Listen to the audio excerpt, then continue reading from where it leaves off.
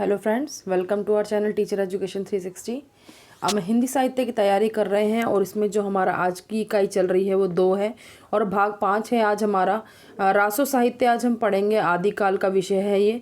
तो रासो साहित्य की हम बात करते हैं तो जो रासो काव्य है हमारा, हम बहुत सारे इसमें जो आदिकाल में काव्य साहित्य पढ़ते हैं, रासो साहित्य है हमारा। इसमें जैन साहित्य पढ़ेंगे, अपभ्रंश साहित्य पढ़ेंगे। तो सबसे पहला जो हमारा आदिकाल में आता है वो रासो साहित्य है। इसमें रासो शब्द की जो है, रासो शब्द का हम प्रयोग करते हैं। तो रासो शब्द की व्युत्पत्ति जो हुई है, इसमें रासो शब्द जो हम इसमें साहित्य में लगा रहे हैं हर ग्रंथ के साथ में, तो इसमें हर विद्वान का अपना अपना मत है कि ये जो रासो शब्द आया ये कहाँ से आया है। तो नीचे जो लिखे हुए हैं इसमें हम देखते हैं कि पहला जो है गारसा दत्तासी, उन्होंने किससे माना है कि रासो शब्द की उत्पत्ति कहाँ से हुई है। उन्होंने माना है कि राजसूय नाम शब्द से जो है इसकी उत्पत्ति हुई है रासो शब्द की। रासो शब्द हम जो है इस हर ग्रंथ के पीछे लगाते हैं और 2-3 ग्रंथ और ऐसे हैं जिसमें रासो शब्द नहीं लगाए लेकिन फिर भी वो रासो काव्य हैं। ये जो रासो काव्य थे ये जो धार्मिक दृष्टि से भी प्रधान थे, लेकिन रासो ग्रंथ जो है वो वीर गाथा परक थे मेनली। इसमें वीर रस की प्रधानता होती है और इनकी जो विषय वस्तु का मूल संबंध जो होता है वो राजाओं के चरित्र से होता है और उनकी प्रशंसा से होता है। यानी कि जो मैंने आपको बताया है कि आदिकाल में आश्रयदाता राजा होते थे तो उनकी प्रशंसा करते थे, उनके जो अधीन उनके कवि होते थे, दरबारी कवि। तो मेनली इसका मूल विषय भी यही है कि राजाओं के जो चरित्र और प्रशंसा जो है उन रासो काव्यों में हमें दिखाई देता है और इसमें चरित्र का वर्णन होता है राजाओं का। तो गारसा दत्तासी ने इसमें राजसूय शब्द से उत्पत्ति मानी है रासो की। फिर ग्रियर्सन की बात करते हैं। ग्रियर्सन ने राजसूय यज्ञ से माना है, जबकि ऐसा कुछ टाइम पर कोई राजसूय यज्ञ इतने नहीं होते थे, ऐसा कोई नहीं है स्पेसिफिक। फिर हरप्रसाद शास्त्री ने राजयश से माना है इसकी उत्पत्ति। नरोत्तम स्वामी ने इसकी उत्पत्ति रासक से मानी है। कविराज श्यामल दास ने रहस्य शब्द से उत्पत्ति मानी है रासो की और काशी प्रसाद जायसवाल ने भी रहस्य शब्द से उत्पत्ति मानी है इसकी। और शब्द हम किसकी उत्पत्ति की बात कर रहे हैं? रासो शब्द की। फिर आते हैं आचार्य रामचंद्र शुक्ल, जिन्होंने रामायण से जो है निकाला है इसका शब्द रसायन, यानी कि रास या रासो शब्द वहाँ से लिया है इन्होंने, आचार्य रामचंद्र शुक्ल ने। फिर नंद दुलारे वाजपेयी की बात करते हैं, उन्होंने रस जो है माना है इसका शब्द जो है जिस से उत्पत्ति हुई है। और हजारी प्रसाद द्विवेदी ने जो है रासक शब्द से इसकी उत्पत्ति मानी है। और राम स्वरूप चतुर्वेदी ने जो है राउस या रस से इसकी उत्पत्ति मानी है। तो हम बात करते हैं कि आचार्य रामचंद्र शुक्ल की, उन्होंने जो रासो शब्द की उत्पत्ति जो है वो रामायण में मेनली ढूंढने की कोशिश की। वहाँ से वो शब्द लाए रसायन और वहाँ से रास बनाया, फिर रासो। इस तरीके से जो है अलग अलग लोगों ने अलग अलग अपना शब्द की मत दिया है कि इन शब्दों से जो है रासो शब्द की जो है वो उत्पत्ति हुई है। अब आगे जो है और बचे हुए 3 अभी। दशरथ शर्मा जो है वो रासक शब्द से मानते हैं उत्पत्ति। माता प्रसाद गुप्त जो है वो रासक शब्द से मानते हैं और गणपति चंद्र गुप्त जो है वो इस सीक्वेंस में मानते हैं कि रासक शब्द से रास बना होगा, रास से रासा, रासा से रासू और रासू से रासो। तो ये है तो बहुत सारे, लेकिन इसमें इतने इंपॉर्टेंट नहीं है। जो इंपॉर्टेंट है वो 3 मैंने यहाँ पे स्टार लगा रखे हैं, आप देख सकते हैं। आचार्य रामचंद्र शुक्ल, नंद दुलारे वाजपेयी। आचार्य रामचंद्र शुक्ल ने तो रास या रासो शब्द की उत्पत्ति रसायन से मानी और नंद दुलारे वाजपेयी जो है वो रास से, और हजारी प्रसाद द्विवेदी भी रासक शब्द से। तो ये 3 जो है इंपॉर्टेंट है। तो वैसे इससे ज़्यादा क्वेश्चन नहीं पूछे जाते, फिर भी पता होना चाहिए हमें। फिर रासो ग्रंथ जो है वो हमारे वीर गाथा परक थे, यानी कि इसमें जो राजाओं की वीरता का वर्णन किया जाता था। और रासो ग्रंथों का जो मूल संबंध है वो राजाओं के चरित्र और प्रशंसा से है।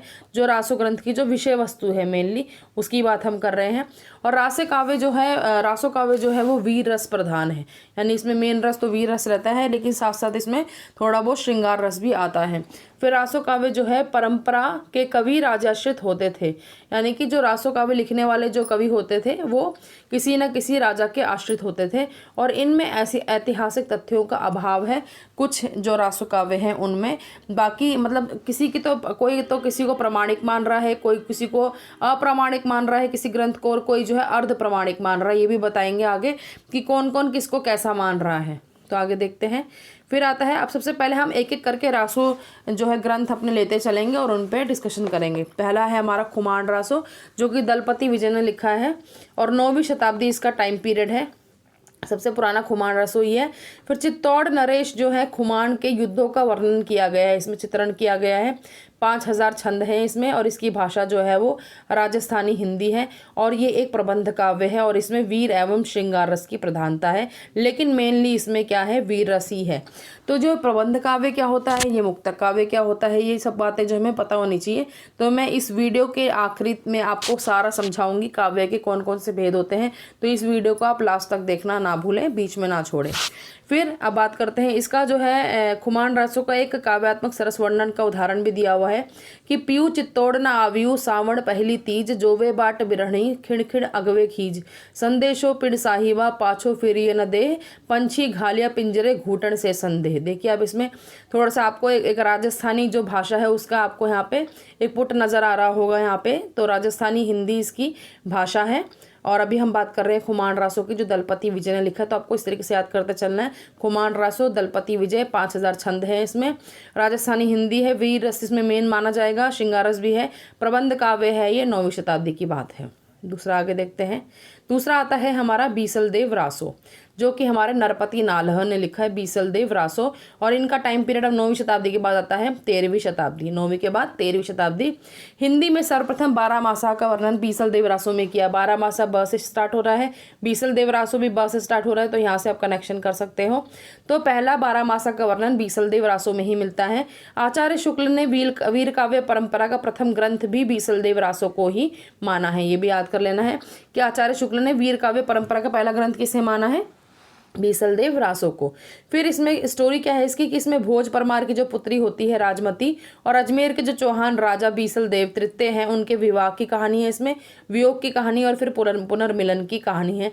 तो इसमें उनकी वीरता की बात तो होगी, साथ में श्रृंगार रस भी इसमें आ रहा है। फिर राजमती जो इसमें रानी हैं, उनकी बातों से रुष्ट होकर राजा जो होते हैं वो उड़ीसा चले जाते हैं, और 12 वर्ष तक राजमती जो है उनके विरह में दुखी रहती है। अब ये मैंने स्टोरी आपको क्यों बताई है, ये मुझे इसलिए बतानी पड़ी है ताकि आपको 12 मासा का मतलब समझ आए। 12 मासा मतलब होता है कि 12 वैसे मासा मतलब जो है महीना होता है, लेकिन इसमें 12 वर्ष तक जो है वो राजमती उनके विरह में दुखी रहती हैं। और दुखी रहने से क्या होता है, जब राजकुमारी या कोई रानी जो है पीछे से दुखी रहती हैं, तो जो कवि होता है वो उसका वर्णन भी उसी तरीके से करता है, वियोग का वर्णन होता है 12 मासा में। तो इस तरीके से इसमें वियोग का वर्णन है। फिर 125 छंद हैं इसमें, और श्रृंगार के संयोग व वियोग पक्षों के अत्यंत मार्मिक चित्रण इसमें किया गया। संयोग श्रृंगार वहाँ होता है जहाँ पे मिलन की बात आती है राजा रानी की, और जब वियोग जब होता है दोनों के दोनों जब अलग हो जाते हैं, जब 12 मासा का वर्णन है तो उसकी बात आती है। तो ये सारा वर्णन जो है हमें इसमें मिलता है बीसल देव रासो, जो कि नरपति नाला ने 13 शताब्दी में लिखा है। इस तरीके से आपको याद कर लेना है ये। तीसरा आता है हमारा परमाल रासो, जो कि आलाखंड उसका एक खंड है, इंपॉर्टेंट है बहुत, और जगनिक ने लिखा है परमाल रासो का आलाखंड जगनिक। तो इसमें जो आला उदल है, 2 सरदारों की वीरता का वर्णन किया गया है, इसी के आधार पर इसमें आलाखंड लिखा गया, आला उदल की स्टोरी के ऊपर। इस तरीके से याद कर लेना है। 13वीं शताब्दी का भी ये बीसल देव रासो भी 13वीं शताब्दी है, तो परमाल रासो भी 13वीं शताब्दी है।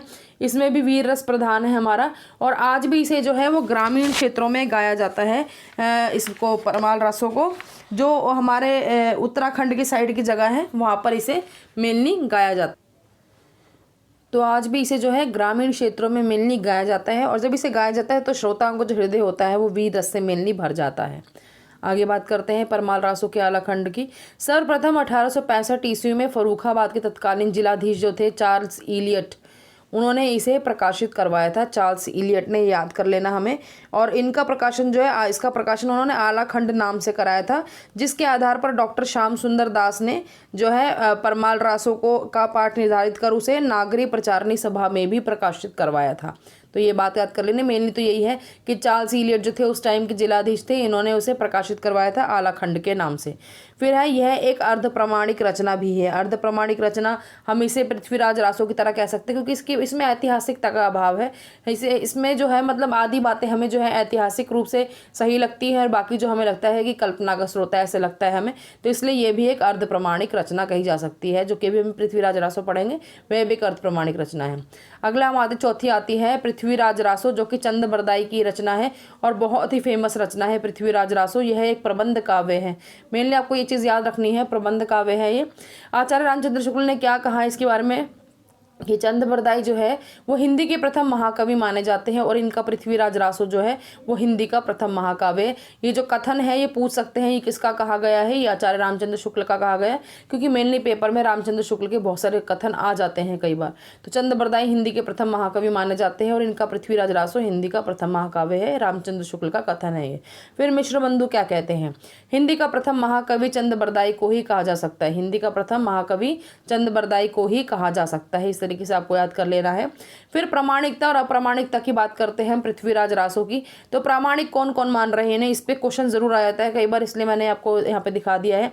प्रामाणिक मानने वाले इसमें 4 जने आते हैं हमारे। पहला है श्याम सुंदर दास, दूसरे हैं मिश्र बंधु जो इसको पूरा प्रामाणिक मानते हैं, फिर मोहनलाल विष्णुलाल पांडे और कर्नल टाड, और फिर अप्रामाणिक मानने वाले आचार्य रामचंद्र शुक्ल हैं जो इसको अप्रामाणिक मानते हैं, जो प्रमाणिक नहीं मानते, ऐतिहासिकता का अभाव मानते हैं।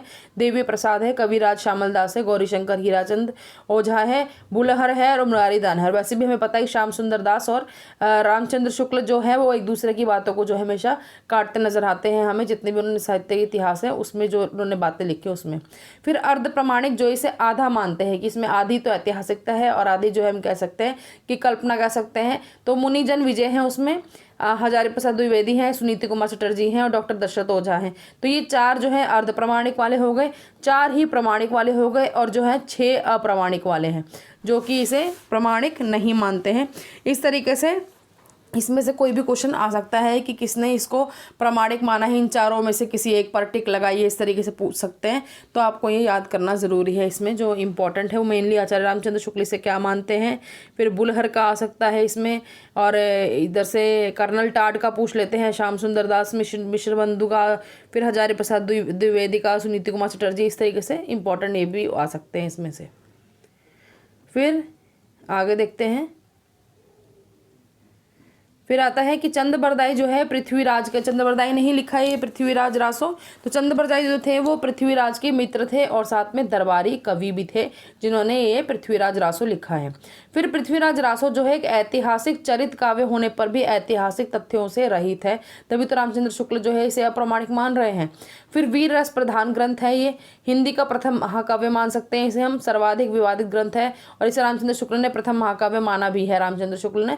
और फिर इसमें 68 छंद है, कौन कौन से प्रकार है इसमें छंदों के, कवित्त हैं, छपय हैं, दूहा है, तोमर है, त्रोटक है, गाहा है, आर्या है और बहुत प्रकार के छंद हैं। फिर चंद बरदाई को छप्पे छंद का विशेषज्ञ भी माना जाता है, भी क्वेश्चन पूछ सकते हैं, या इस तरीके से उल्टा भी पूछ सकते हैं कि छप्पे छंद का विशेषज्ञ किसे माना जाता है, तो चंद बरदाई इसका आंसर होगा। या चंद बरदाई को कौन से छंद का विशेषज्ञ माना जाता है, छप्पे छंद का विशेषज्ञ माना जाता है चंद बरदाई को। क्वेश्चन दोनों तरह से आ सकता है। अब अगला आता है 5वां हमारा विजयपाल रासो, जो कि नल्हा सिंह ने लिखा है, और इतना इसके बारे में पढ़ने की जरूरत नहीं है, थोड़ा सा ये इसमें पॉइंट कि विजयपाल रासो भी जो है अपभ्रंश की रचना है, और एक मिनट, विजयपाल रासो भी जो है वो अपभ्रंश की रचना है और साथ में हमीर रासो भी जो है अपभ्रंश की रचना है। ये दोनों ही रचनाएं अपभ्रंश की रचना है। विजयपाल रासो जो है वीर रस का है और इसमें 42 छंद है, और हमीर रासो जो है शारंगधर की रचना है और वो नल्हा सिंह की रचना है। तो इतना आपको याद करना है। तो ये 6 ग्रंथ ऐसे हैं जिसमें रासो शब्द पीछे लगा हुआ है, बाकी 2-3 रचनाएं और हैं जिनमें रासो शब्द पीछे नहीं लगा है, लेकिन फिर भी उसे हम रासो साहित्य के अंतर्गत रखते हैं। तो अभी मैं आपको टेबुलर फॉर्म दिखाऊंगी, उसमें से आप इसको याद कर सकते हैं आराम से। अब कुछ महत्वपूर्ण तथ्य हैं हमारे जो हमें पता होने चाहिए। पहला है हमारा कि हजारी प्रसाद द्विवेदी ने जो है पृथ्वीराज रासो को शुकी संवाद के रूप में रचित माना है। क्या ये हमारे जो हिंदी साहित्य में बहुत सारी चीज़ें, बहुत सारे साहित्य में ऐसे पढ़ते हैं जिसमें शुकी संवाद होता है, पक्षियों के संवाद की बात होती है उसमें, तो पृथ्वीराज रासो को हजारी प्रसाद द्विवेदी ने शुकी संवाद के रूप में रचित माना है कि इस रूप में ये रचा गया है। फिर पृथ्वीराज रासो को चंद बरदाई के पुत्र जो है जलहण ने पूरा किया था, क्योंकि ये अधूरा रह गया था ऐसा माना जाता है, और इनके पुत्र जो है जलहण ने इसको पूरा किया है पृथ्वीराज रासो को। तो कोई क्वेश्चन पूछ सकते हैं कि पृथ्वीराज रासो को किसने पूरा किया, तो उन्हीं के पुत्र चंद बरदाई के पुत्र जलहण ने इन्हें उसे पूर्ण किया है। फिर कैमासवध, जो इसमें मंत्री होता है पृथ्वीराज रासो में, जो कहानी है इसकी, उसमें जो मंत्री होता है उसके वध की जो कथा है वो इसमें है कैमासवध में। पृथ्वीराज रासो को चतुर्थ और महत्वपूर्ण समय है। अब समय क्या होता है, जैसे आज के टाइम में हमारे चैप्टर होते हैं ना, पाठ होते हैं, तो उस टाइम पे अलग अलग नाम रखे जाते थे। समय रखा जाता था, उसका नाम सर्ग रखा जाता था। तो समय उस जो है चतुर्थ समय है उसमें पृथ्वीराज रासों में ये कैमास भट्ट जो कि वो मंत्री होता है उसमें। तो ये हमारे महत्वपूर्ण तथ्य हो जाते हैं। उसके बाद देखिए ये रही टेबुलर फॉर्म जिसको आपको अच्छे से पढ़ना है। इसमें जो है लगभग हमारे देखिए पहला ये रहा खुमान रासो, दूसरा हमारा बीसल देव रासो, तीसरा हमारा परमाल रासो, चौथा पृथ्वीराज रासो, उसके बाद ये आता है जय चंद्र प्रकाश, उसके बाद छठा जय मयंक जस चंद्रिका, फिर हमीर रासो, एक मिनट, उसके बाद हमीर रासो आता है यहाँ पे, और उसके बाद आता है हमारा विजयपाल रासो और फिर रणमल छंद। तो रासो वाले जो 6 हमने पढ़े हैं वो तो इसमें है ही। सबसे पहले देखिए यहाँ पे खुमाण रासो, बीसल देव रासो, परमाल रासो, पृथ्वीराज रासो 4 और हमीर रासो और विजयपाल रासो। तो ये 6 हमारे रासो वाले तो हो गए जो हमने पढ़े हैं। तो पहला दलपति विजय का खुमान रासो है, 9वीं सदी है, वीर रस है, राजस्थानी भाषा है, प्रबंध काव्य है। नरपति नाला का बीसल देव रासो है 1212, से पूरा एग्जैक्टली दिया हुआ है समय कौन सा है। मैंने तो कुछ शताब्दी बताई थी ना कि 13वीं शताब्दी है।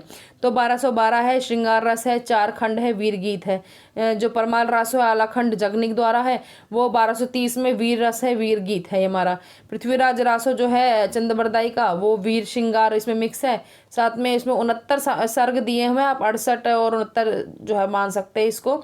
तो इसमें डिंगल भाषा जो है और प्रबंध काव्य है ये। फिर जयचंद्र प्रकाश केदार भट्ट की है 1224। इसमें अब जो ये है जयचंद्र प्रकाश, जय मयंक, जस चंद्रिका, ये 2 यहाँ पे अलग आती हैं। उसके बाद लास्ट का जो एक है ये अलग आती है। तो ये 3 जो है अलग आती हैं 6 से। तो कुल मिला के हमारे यहाँ पे 9 रचनाएं हो जाती हैं, 6 तो रासो शब्द वाली और बाकी 3 अलग हो जाती हैं। जयचंद्र प्रकाश, जय मयंक, जस चंद्रिका, ये दोनों ही प्रबंध काव्य हैं हमारे। और लास्ट में जो है रणमल छंद जो है श्रीधर की, वो वीर गीत है हमारा, डिंगल भाषा में है, 70 छंद है, 1454 जो है। तो इस प्रकार ये पूरा रासो साहित्य के प्रमुख रचनाकार है।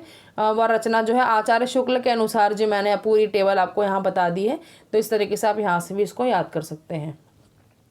देखिए आप अगर कन्फ्यूजन हो रहा है कि यहाँ पे 69 सर्ग हैं चंद्रबरदाई की पृथ्वीराज रासो में, तो किसी किसी पुस्तक में जो है 69 समय या सर्ग मिल जाएंगे, कहीं कहीं आपको 68 भी मिल सकते हैं। तो पेपर में ऐसे कभी ऑप्शन में चारों में नहीं आएगा कि आपको 68 भी दिया गया होगा, 69 भी दिया गया होगा। तो काफ़ी गैप करके देते हैं। तो 68 69 ही आप मान के चलिए। तो आप यहाँ पे 69 मान सकते हैं इसको। आगे देखते हैं। अब मैंने यहाँ पे काव्य के भेद आपको समझाए हैं आपको, क्योंकि बार बार हमारे जब हम पूरा हिंदी साहित्य पढ़ेंगे तो बीच बीच में बार बार प्रबंध काव्य, मुक्तक काव्य आएगा, कभी पद्य आएगा, गद्य शब्द आएगा, चंपू काव्य आएगा। तो ये पता होना चाहिए हमें कि ये क्या होता है। तो आज हम देख लेते हैं एक बार इसको। काव्य के भेद हमारे 2 प्रकार से होते हैं। पहला होता है स्वरूप के अनुसार, दूसरा होता है शैली के अनुसार। स्वरूप मतलब उसका रूप कैसा है। तो पहला आता है श्रव्य काव्य। स्वरूप के अनुसार भी 2 हैं, श्रव्य काव्य और दृश्य काव्य। दृश्य तो आप समझ जाइए जिस चीज़ को हम देखें अपनी आंखों से, यानी कि जैसे कोई नाटक हो, चलचित्र हो, वो। श्रव्य काव्य होता है जिसे हम सुने एक तो, या फिर उसे हम पढ़कर उसका रसास्वादन करें, वो श्रव्य काव्य में आता है। श्रव्य काव्य में भी हमारे 2 प्रकार होते हैं। एक तो होता है पहला प्रबंध काव्य, दूसरा होता है हमारा मुक्तक काव्य। प्रबंध काव्य क्या होता है। प्रबंध काव्य एक ऐसा होता है जिसकी जो एक तो मेन कथा होती है जो क्रमबद्ध लगातार चलती रहती है, और बीच बीच में छोटी छोटी कथाएं आती रहती हैं जो सहायक रूप से आती हैं और चली जाती हैं, लेकिन मेन कथा जो है वो चलती रहती है, जैसे कि हमारा रामचरितमानस। उसी के साथ में दूसरा एक मुक्तक काव्य भी होता है। मुक्तक काव्य जो होता है उसमें एक ही पद होता है जो कि स्वतंत्र रूप से किसी भाव को प्रकट करता है, वो अपने में मुक्त होता है, वो किसी चीज़ से, किसी लंबी स्टोरी से बंधा हुआ नहीं होता है। तो मुक्तक काव्य ही होता है। लेकिन प्रबंध काव्य की बहुत लंबी स्टोरी होती है जो लगातार चलती रहती है, उसमें मेन एक कथा रहती है, बाकी छोटी छोटी कथाएं बीच बीच में आती रहती हैं, जैसे कि रामचरितमानस में आता है। प्रबंध काव्य के ही 2 रूप और होते हैं हमारे। एक होता है महाकाव्य, एक होता है खंड काव्य। महाकाव्य जो होता है, जो कि आपने जब देखा जिस सबसे बड़ा रूप हमारा रामचरितमानस का है, जिसमें पूरी राम जी की पूरी स्टोरी है, अलग अलग उसमें कांड आते हैं, जो है उत्तर कांड है, अयोध्या कांड, लंका कांड, सारे आते हैं उसमें कांड, बाल कांड। तो उस तरीके से पूरी एक स्टोरी चलती रहती है, छोटी छोटी चीज स्टोरी बीच बीच में आती रहती है, वो जाती रहती है, लेकिन मेन जो स्टोरी है वो तो राम जी की स्टोरी है। तो ये महाकाव्य हो गया। खंड काव्य जो होता है वो जीवन के किसी एक भाग का वर्णन होता है। इसमें खंड काव्य में आपको शब्द भी नजर आ रहा है, खंड मतलब टुकड़ा। तो किसी पूरी स्टोरी का एक टुकड़ा जो होता है वो खंड काव्य में होता है। इसके एग्जाम्पल्स हैं भंवर गीत है, तुलसीदास का पार्वती मंगल, जानकी मंगल है, और जयद्रथ वध जो अलग से है वो है। तो इस तरीके से खंड काव्य के एग्जाम्पल हो गए। तो अब ये प्रबंध काव्य, मुक्तक काव्य, महाकाव्य, खंड काव्य हमको पता होना चाहिए कि ये क्या होते हैं।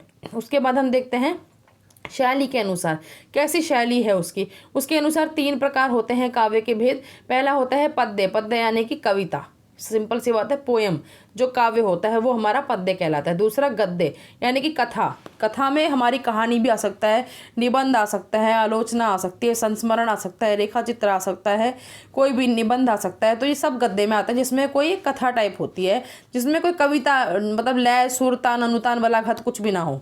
फिर तीसरा आता है हमारा चंपू काव्य। चंपू काव्य में गद्य और पद्य का मिश्रण होता है हमारा, जैसे कि मैथिली शरण गुप्त की यशोधरा है, इसमें गद्य भी होता है यानी कि कथा भी चलती रहती है, और बीच बीच में पद्य यानी कि कविताएं भी आती रहती हैं। इसको कहा जाता है चंपू काव्य, गद्य और पद्य का मिश्रण।